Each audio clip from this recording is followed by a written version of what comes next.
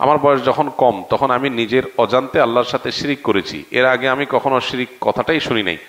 যখন বড় হয়ে বুঝতে পারলাম যে আমি আল্লাহর সাথে জুলুম করেছি, তখন আল্লাহ তাআলার কাছে অনুতপ্ত হয়ে মাপ চাচ্ছি। কিন্তু কোরআনে আল্লাহ তাআলা শিরিককারীদের ক্ষমা করার কথা বলেননি। আমি তো নিজের অজান্তে আল্লাহর সাথে অন্যকে শিরিক করেছি, আল্লাহ তাআলা কি আমাকে কখনো মাফ করবেন না? প্রথম কথা হলো, আপনার প্রশ্নের মধ্যে একটা ছোট ভুল আছে। আপনি বলেছেন আল্লাহ প্রতি জুলুম করেছেন। আল্লাহ প্রতি জুলুম করা যায় না, নিজের প্রতি আপনি জুলুম করেছেন। আর উত্তরে আসি যে আল্লাহ তাআলা শিরক মাফ করেন না। ইন্নাল্লাহা লা ইয়াগফিরু আন ইউশরাকা বিহি, আল্লাহর সঙ্গে শিরক করলে সেটা আল্লাহ মাফ করবেন না। এটার মিনিংটা কি? আমরা অনেকে এটার অর্থ ভুল বুঝি। এটার অর্থ এই না যে শিরক করছেন তো শেষ, আর কখনো রক্ষা নাই, এটা না। তাহলে এটার অর্থ কি? এটার অর্থ হলো কেউ যদি শিরক করে এই অবস্থায় মারা যায় তওবা ছাড়া, এটা আল্লাহ মাফ করবেন না কিয়ামতে। দুনিয়াতে শিরক করার পর যদি কেউ তওবা করে অবশ্যই আল্লাহ মাফ করবেন। এমন কোনো অপরাধ না যেটা করে মাফ চাইলে মাফ হবে না। সাহাবীদের অনেকেই ইসলাম গ্রহণ করার আগে তারা মূর্তি পূজারী ছিলেন, কিন্তু তারা তওবা করেছেন, শিরক থেকে বের হয়ে আসে তাওহীদে বিশ্বাসী হয়েছেন, আল্লাহ তাআলা তাদের গুনাহ মাফ করেছেন। আল ইসলাম ইয়াহদিমু মা কানা ক্বাবলাহ, ইসলাম তার পূর্বের সকল অপরাধকে মাফ করে দেয় এবং ক্ষমা করে দেয়, ভ্যানিশ করে দেয়। এই জায়গা থেকে আমরা ইনশাআল্লাহ আল্লাহর প্রতি আস্থা রাখবো, ভরসা রাখবো যে আল্লাহ তাআলা আমাদের গুনাহ মাফ করবেন ইনশাআল্লাহ। আমার মা জীবিত অবস্থায় আমাদের লালন পালন করতে গিয়ে অনেক কষ্ট সহ্য করেছেন। আমার বাবার অনেক অত্যাচার নির্যাতন মেনে নিয়েছেন। আমাদের মা আমাদেরকে মানুষ করতে গিয়ে কঠোর পরিশ্রম করতে হয়েছে, এতে ঠিক মতো নামাজ আদায় করতে পারেন নাই। কয়েক মাস আগে আমার মা হার্ট অ্যাটাক করে মারা যান। আমি তো জানি না আমার মা কতটুকু আমল করেছে। আমি যদি প্রতি রাতে সূরা মুলক পাঠ করে আল্লাহর কাছে আমার মায়ের জন্য দোয়া করি, তাহলে কি আমার মায়ের কবরের আযাব মাফ হবে?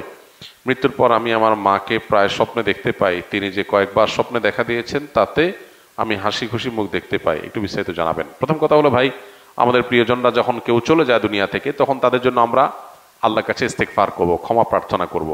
কারণ মা বাপ যদি মারা যায়, তাহলে সেক্ষেত্রে সন্তান হিসাবে মৃত্যুর পরও তাদের প্রতি বীর বা মা বাবা হিসাবে সদাচরণ করা, মা বাবার অনুগত থাকার কাজটা আমরা কিভাবে করব? নবীজি সাল্লাল্লাহু আলাইহি সাল্লামকে প্রশ্ন করা হয়েছিল, তিনি উত্তর দিয়েছেন যে এটার জন্য মা বাবার জীবদ্দশায় যাদেরকে স্নেহ করতেন তাদেরকে স্নেহ করা, যাদেরকে ভালোবাসতেন তাদেরকে ভালোবাসা, মা বাবার জীবদ্দশায় তার যে বন্ধু সার্কেল আছে তাদেরকে বাবা মার মতো শ্রদ্ধা করা এবং সেই সাথে তাদের সাথে সুসম্পর্ক বজায় রাখা, এই কাজগুলো করা। পাশাপাশি তাদের জন্য আল্লাহর কাছে দোয়া ইস্তেগফার করা, তাদের পক্ষ থেকে দান সাদাকা করা। মৃত ব্যক্তির জন্য জীবিতরা যা যা করতে পারে তার সবই আপনি আপনার মায়ের জন্য করতে পারেন। স্পেশালি আপনার মায়ের জন্য আপনি যেমনটি বললেন যে কোরআনে কারিমের তেলাওয়াত করে আল্লাহর কাছে দোয়া করেন যে আল্লাহ এর সব আপনি আমার মাকে দেন। আশা করেন যে আপনার মা সেটা পাবেন ইনশাআল্লাহ। তাদের তরফ থেকে দান দক্ষিণা করা, এটা হলো সবচেয়ে কার্যকর। দোয়ার পরে সবচেয়ে কার্যকর কাজ হলো দান দক্ষিণা করা। ইনশাআল্লাহ আপনার মায়ের জন্য আপনার দোয়াকে আল্লাহ কবুল করবেন। আমার মেধা শক্তি অনেক দুর্বল, এজন্য আমি কাজ কম পারি। আমি কি দোয়া করব? আমার জন্য দোয়া করবেন। লিখেছেন ভাই আরিফ রহমান। প্রথম কথা হলো যে মেধা দুর্বল আমার, এই কথা বলতে বলতে মানুষের একটা মাইন্ডসেট হয়ে যায়। সে মনে করে যে আমার দ্বারা কিছু হবে না, আমি দুর্বল, মানসিক শক্তি হারিয়ে ফেলে এবং একটা মাইন্ডসেট হয়ে যায় যে আমার দ্বারা আসলে কিছু হবে না। এটা একটা সমস্যা। এই জন্য আল্লাহর ফজলে আল্লাহ তাআলা আমাকে অনেক তৌফিক দিয়েছেন। আমি অন্য অনেকের চাইতে আল্লাহর রহমতে বেশি ক্যাপাবল, আল্লাহ আমাকে অনেক যোগ্যতা দিয়েছেন, সেজন্য আল্লাহ শুকর আদায় করতে হবে। আর পাশাপাশি নিজের যোগ্যতা বাড়ানোর জন্য, নিজের স্কিল বাড়ানোর জন্য, মেধা শক্তি যেন বাড়ে সেজন্য নানামুখী পদক্ষেপ তো নিতেই পারি। কিন্তু মেধা নাই, মেধা দুর্বল, আমি পারি না, পারবো না, এই মানসিকতাগুলো মানুষকে আরো দুর্বল করে ফেলে। এই জন্য হিম্মত এবং সৎসাহস মানুষকে শক্তিশালী হতে সাহায্য করে, সেই চেষ্টাটা করতে হবে। নবী করিম সাল্লাল্লাহু আলাইহি সাল্লাম ভীরুতা থেকে আল্লাহর কাছ থেকে পানা চেয়েছেন, যেটাকে জুবন বলা হয়েছে হাদিসের ভাষায়। তো এটা একটা বিষয় আপনাকে খেয়াল রাখতে হবে। আর দ্বিতীয়ত হলো মেধা যেন বৃদ্ধি হয়, তার জন্য আল্লাহ তাআলার কাছে সাধারণভাবে দোয়া করতে হবে। আল্লাহ যেন আমার স্মৃতিশক্তি, বুদ্ধিমত্তা, আল্লাহ যেন আমার মেধা শক্তি আল্লাহ বাড়িয়ে দেন, তার জন্য সাধারণভাবে আল্লাহ সুবহানাহু ওয়া তাআলার কাছে আমরা দোয়া করতে থাকবো ইনশাআল্লাহ। জেনারেলি যখন আল্লাহর কাছে দোয়া করবো ইনশাআল্লাহ আল্লাহ রাব্বুল আলামিন আমাদের দোয়া কবুল করবেন এবং মেধা শক্তি বাড়বে আল্লাহ চাহেন তো। এছাড়া আজকাল আমাদের নানান দিকে আমাদের ফোকাস চলে যাওয়ার কারণে আমাদের অনেক কাজের যোগ্যতা কমে যাচ্ছে। বিশেষ করে ছোটোখাটো অনেক বিষয় আছে যে বিষয়গুলো আমাদেরকে অনেক বেশি এঙ্গেজ করে রাখে। সোশ্যাল মিডিয়াতে আমাদের অনেক বেশি যখন বিচরণ হয়, তখন ভালো মন্দ বিভিন্ন নিউজগুলো আমাদের ফোকাসকে নিয়ে ফেলে। এর ফলে আমরা আসলে কোনো কাজে ভালো করে মনোযোগ দিতে পারি না। অনেক ক্ষেত্রে আমাদের প্রোডাক্টিভিটি কমে যাওয়ার ক্ষেত্রে এগুলোরও দায় থাকে। সেজন্য মনোযোগ যাতে নষ্ট না হয়, সেরকম কাজগুলো থেকে বেঁচে থাকা যায়, অহেতুক কাজকর্ম থেকে বেঁচে থাকা যায়, যেন সেদিকে আমাদের সচেষ্ট থাকতে হবে। আল্লাহ তৌফিক দান করবেন ইনশাআল্লাহ। ক্রিকেট, ফুটবল, দাবা, ক্যারমবোর্ড ইত্যাদি সহ এসব খেলা শরীয়তে জায়েজ কিনা, খেলাধুলার ব্যাপারে শরীয়তের দৃষ্টিভঙ্গি কি? দেখুন, যে সমস্ত খেলাধুলার মধ্যে শারীরিক কসরত আছে, শারীরিক ব্যায়াম আছে, সেগুলো যদি কোনো শরিয়ার বিধান লঙ্ঘন করা ছাড়া খেলা যায়, সেগুলোকে শরিয়ার দৃষ্টিকোণ থেকে জায়েজ বলেছেন ওলামায়ে কেরাম।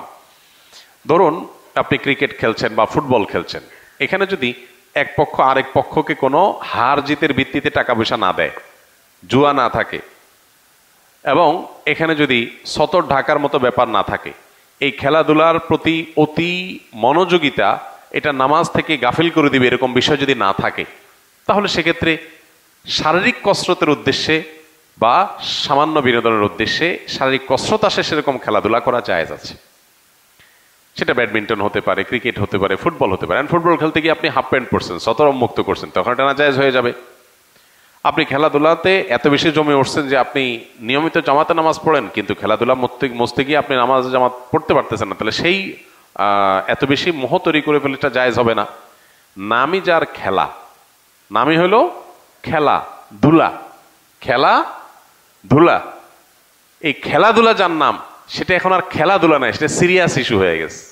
এটা এখন অনেকের জীবন জীবিকার ব্যাপার, এটা অনেক আয় ইনকামের ব্যাপার, এটা মানুষকে ভুলায় রাখার একটা মন্ত্র, একটা মাধ্যম।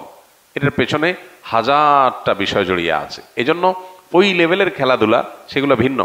বাট আপনি নিজস্ব উদ্যোগে নিজেরা খেলাধুলা করলেন যেটাতে শারীরিক কসরত আছে। যেই খেলায় শারীরিক কসরত নাই, যেমন দাবা খেলা, লুডো খেলা, তারপরে ক্যারাম বোর্ড খেলা, তারপরে আপনার ওই যে কি